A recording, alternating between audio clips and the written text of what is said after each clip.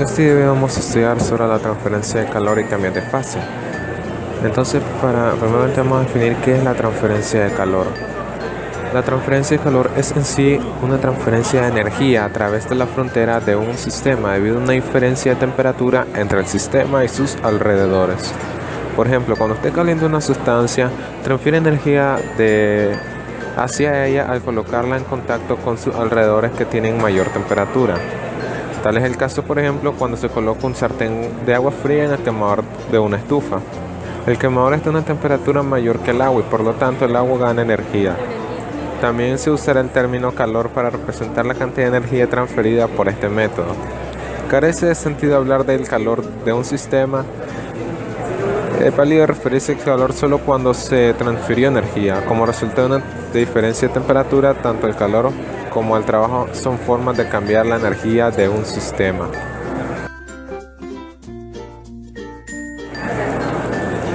Vamos a estudiar también lo que son cambios de fase. En primer lugar, el calor o transferencia de energía también interviene en los cambios de fase, como la fusión del hielo o la ebullición del agua. Una vez que entendamos estas relaciones de calor, podemos analizar diversos problemas de la cantidad de calor. Usamos el término fase para describir un estado específico de la materia como sólido, líquido, gaseoso. Entonces, por lo tanto, el compuesto de hecho o existe en la fase sólida como hielo, en la fase líquida como agua y en la fase gaseosa como vapor de agua.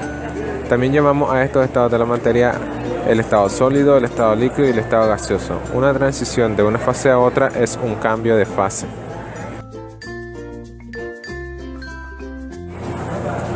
Un ejemplo conocido de cambio de fase es la fusión del hielo. Si agregamos calor al hielo, por ejemplo a una temperatura de 0 grados y una presión atmosférica normal, la temperatura del hielo no aumenta. En vez de ello, parte de él se funde para formar agua líquida. Si agregamos calor lentamente manteniendo el sistema muy cerca del equilibrio térmico, la temperatura seguirá en 0 grados, hasta que todo el hielo se haya fundido. El efecto de agregar calor a este sistema no es elevar su temperatura, sino cambiar la fase de sólida a líquida.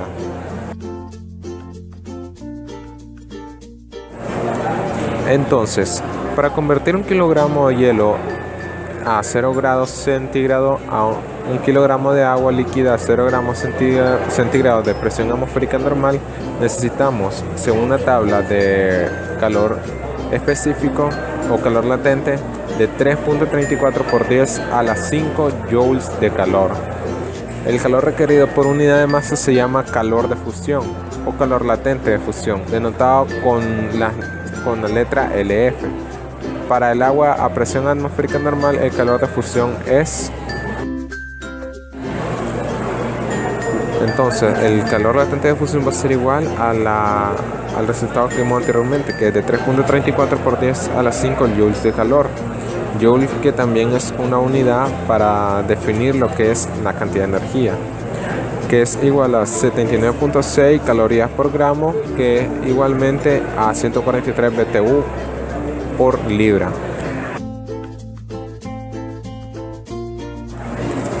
Otro ejemplo es cuando comenzamos a cocer agua hasta el punto de hervir.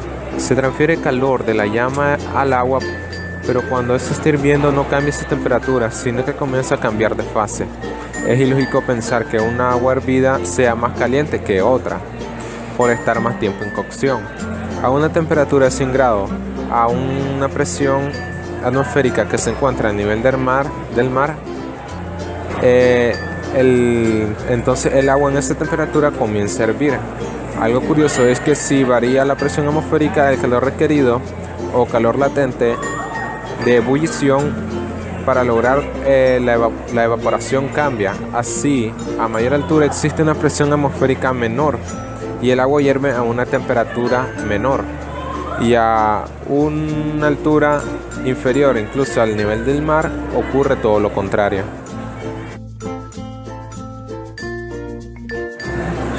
Vamos a también estar viendo lo que es calor latente.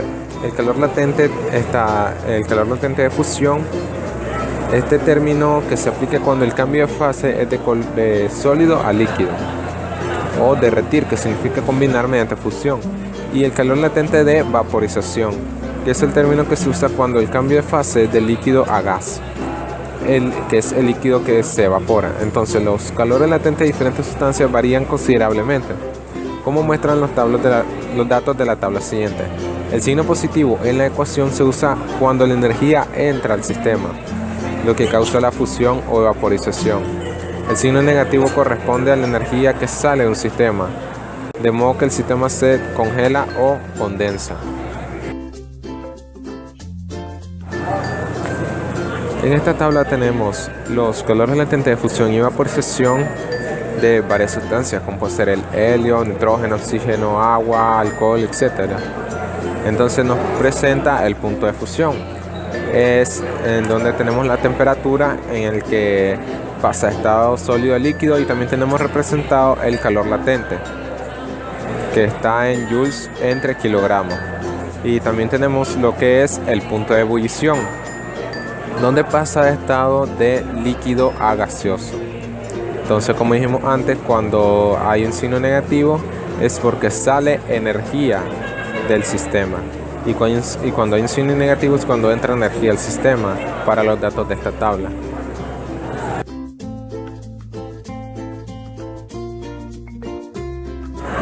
Y otro ejemplo que podemos ver es una gráfica de temperatura. Entonces tenemos que esta gráfica contiene también la energía agregada cuando 1 gramo de hielo inicialmente a menos 30 grados Celsius se convierte a vapor a 120 grados Celsius. Entonces primero podemos ver que se puede tener hielo en estado sólido a una temperatura inicial de menos 30 a 0 grados. Aumenta la temperatura y no hay un cambio de fase. Pero cuando llega a los 0 grados empieza su cambio de fase, que es de hielo más agua. No cambia la temperatura, pero sí se va aumentando la energía del sistema.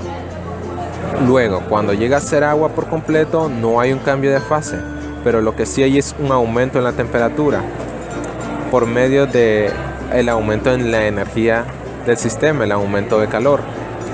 Entonces llega un punto a los 100 grados Celsius en donde el agua comienza a hervir. Tenemos agua más vapor. Por ejemplo, cuando lo tenemos en un sartén o en una olla con agua, él comienza a estar hirviendo, no aumenta su temperatura, pero sí empieza a cambiar de estado de materia hasta llegar a ser vapor, donde él comienza a subir la temperatura indefinidamente.